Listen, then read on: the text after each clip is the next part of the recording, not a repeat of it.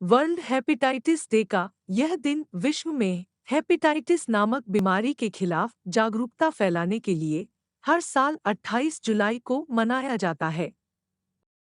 इस दिन को पूरे विश्व के लगभग सभी देशों में मनाया जाता है। इस दिन को मनाने के पीछे एक अहम कारण है। हेपेटाइटिस बी लीवर को प्रभावित करने वाली एक बीमारी है जो कि कभी-कभार लीवर कैंसर का रूप ले लेती है। यह बीमारी पूरे विश्व के लगभग 325 मिलियन लोगों को प्रभावित करती है। हर साल इस बीमारी की वजह से लगभग 1.34 मिलियन लोगों की मौत हो जाती है। आइए इन्हीं सब विषयों पर चर्चा करते हैं। नागपुर के सुप्रसिद्ध गैस्ट्रोएंटेरोलॉजिस्ट डॉक्टर प्रकाश सोनकुसरे से विशेष चर्चा में। नमस्कार, मेरा नाम डॉक्टर प्रकाश सोनकुसरे है और मैं एक पेट, लीवर और आंतड़ी विशेषज्ञ हूँ। मैं ब्लड केयर क्लिनिक नाम से अपना क्लिनिक चलाता हूँ और मैं शुअरटेक हॉस्पिटल में भी अटैच हूँ।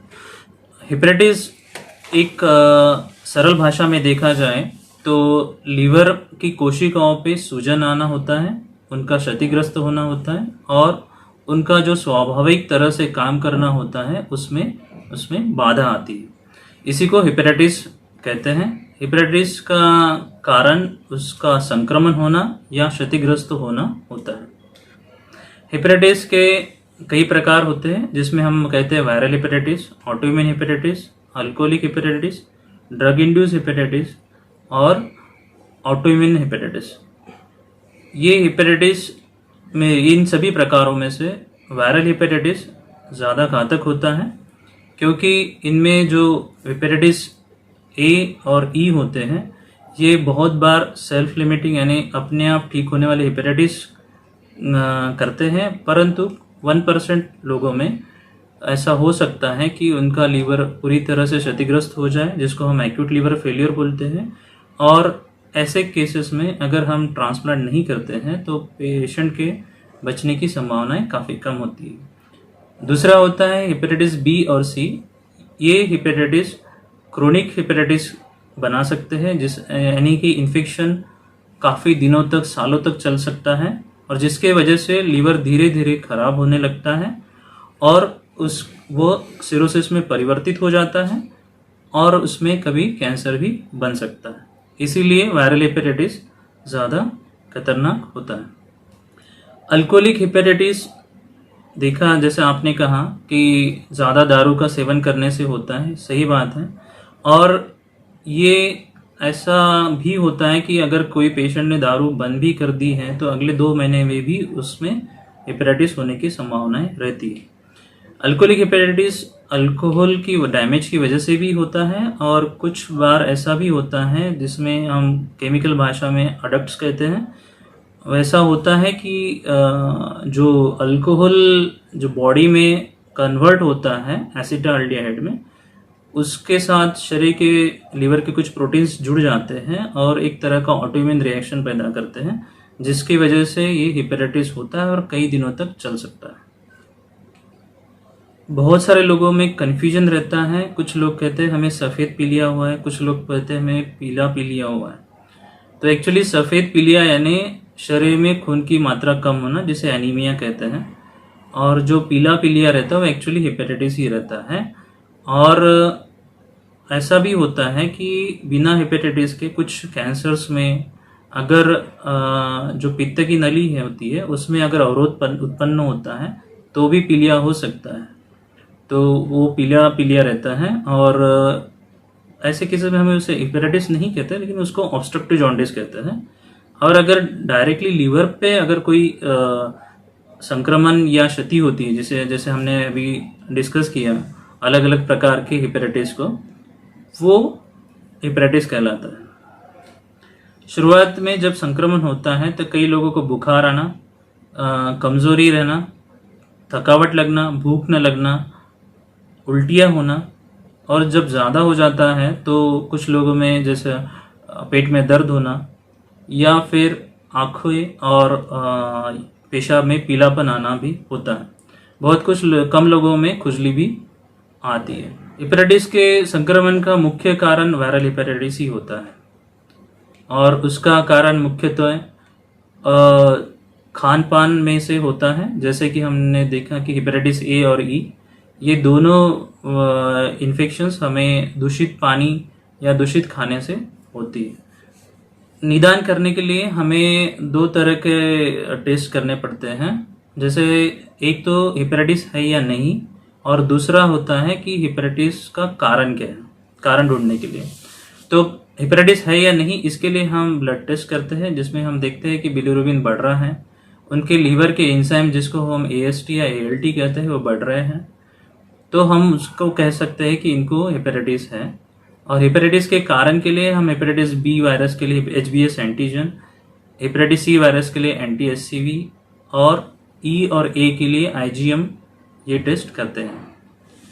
अगर हम इन टेस्ट में हमें कारण का पता नहीं चलता है तो हम सोनोग्राफी का भी सहारा लेते हैं कि हम देखते हैं कि नीचे कहीं पित्ते की थैली में रुकावट तो नहीं है, या इसमें से भी हमें कुछ नहीं समझ में आ रहा है कि कारण क्या है। तो कभी कभी पेशेंट की लीवर की बायोप्सी भी करना पड़ता है, जैसे कि ऑटोइम्यून हेपेटाइटिस में। इसमें बिलिरुबिन में दो प्रकार होते हैं, डायरेक्ट और इनडायरेक्ट, और टोटल बिलिरुबिन हम दोनों के मिलाप को कहते हैं। टोटल बिलिरुबिन की मात्रा जनरली सभी लोगों में 1.2 से तक मानी जाती है। अगर किसी पेशेंट को पीलिया आंखों में दिख रहा है तो जनरली उन लोगों का जो बिलिरुबिन होता है 2.5 के ऊपर होता है। अगर लेकिन 1.2 और 2.5 के बीच में उसका बिलिरुबिन है तो आंखें पीली नहीं दिख सकती है, लेकिन खून में हमें पता चल जाएगा।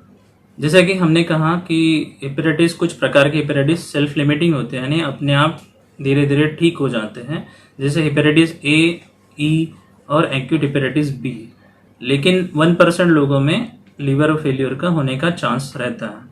तो इन तीनों में शुरुआती चरण में हमें सपोर्टिव ट्रीटमेंट देना होता है। सपोर्टिव ट्रीटमेंट यानी पेशेंट को आईवी फ्लूइड्स देना जिससे कि वो डिहाइड्रेशन में ना जाए, पेशेंट को सही मात्रा में कैलोरी जाना चाहिए, तो उसके खान पान का ध्यान रखना है। और अगर कहीं ज़रूरत पड़ती है तो हमें उनको अगर कहीं भी साथ साथ में और कोई इन्फेक्शन है तो एंटीबायोटिक्स, या फिर हमें उनके मल्टीविटामिन देना चाहिए। दूसरे रहता है कि अगर किसी को क्रोनिक हेपेटाइटिस हो रहा है, जैसे कि हेपेटाइटिस बी या सी, तो इन लोगों में हमें एंटीवायरल्स यानी वायरस के अगेंस्ट काम करने वाली दवाइयाँ जिनको एंटीवायरल्स कहते हैं वो चालू करना पड़ता है। हेपेटाइटिस सी के लिए अभी तो काफ़ी अच्छी दवाइयाँ आ गई हैं जिससे उनका हेपेटाइटिस सी पूरी तरह से ठीक हो सकता है। और हेपेटाइटिस बी के लिए जो दवाइयाँ हैं वो हमें निरंतर चालू रखनी पड़ती है जब तक कि हमें कुछ टेस्ट में पॉजिटिव का रिजल्ट नेगेटिव नहीं होता है। तो ये होता है वायरल हेपेटाइटिस के लिए। फिर दूसरा होता है ऑटोइम्यून हेपेटाइटिस। उसके लिए हमें कुछ इम्यूनोसप्रेसेंट्स चालू करने पड़ते हैं, यानी हमारी रोग प्रतिकार शक्ति को थोड़ा कम करना पड़ता है जिसकी वजह से लीवर का डैमेज रोक सके। तो उसमें हम स्टेरॉइड्स, अज़ाथाइप्रिन नाम की दवाइयाँ यूज़ करते हैं। रहता है अल्कोहलिक हेपेटाइटिस, उसका भी ट्रीटमेंट जनरली सपोर्टिव रहता है और कुछ लोगों में हमें स्टेरॉइड्स भी यूज़ करना पड़ता है। हमारी जीवन शैली बहुत ही साफ़ सुथरी रहनी चाहिए। देखा गया कि हमने हेपेटाइटिस ए और ई के बारे में जाना है, तो ये दूषित पानी और दूषित खाने से होते हैं। तो हमें बाहर का खाने से जहाँ तक हो सके दूर रहना चाहिए, और किसी हालात ऐसे हो कि हम नहीं रोक पा रहे खुद को, या फिर कुछ ऐसी परिस्थितियाँ हैं जब हम खाना ही पड़ रहा है तो हमें साफ़ सुथरी जगह से खाएं। बाकी जो दूसरे वायरसेस रहते हैं बी और सी, उनका उनको रोकने के लिए हमारे जीवन शैली में हमें काफ़ी सुधार करने पड़ते हैं। जैसे कि अगर हमें स्ट्रिक्ट स्टेराइल प्रोटोकॉल यूज़ करना चाहिए कभी भी, तो हमें अगर कहीं छोटे बच्चे से लेके हम अगर देखते हैं तो उसके कान टोचने से लेके ऑक्यूपेंचर के लिए हमें स्टेराइल नीडल्स यूज़ करनी चाहिए।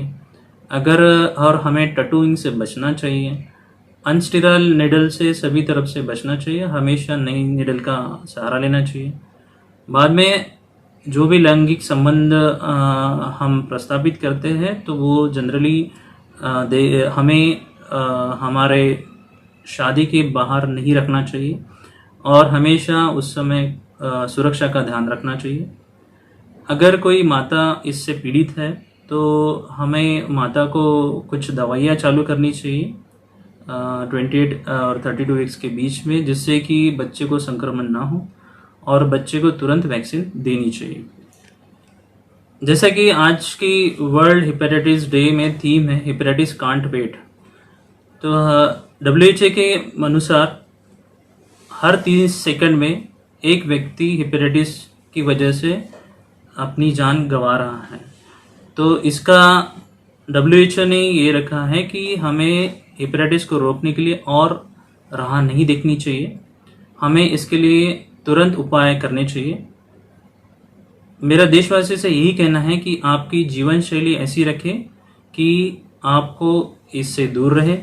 आप हर समय स्टेराइल प्रोटोकॉल यूज़ करें, लैंगिक संबंध के समय सुरक्षा का ध्यान रखें, बाहर के खाने पीने के समय भी सुरक्षा का ध्यान रखा जाए, और सभी को हेपेटाइटिस बी और सी के लिए टेस्टिंग कर लेना चाहिए, और जो भी नेगेटिव पाए जाते हैं उन सभी पेशेंट्स को या सभी रोगियों को हेपेटाइटिस बी के लिए टीका लेना चाहिए।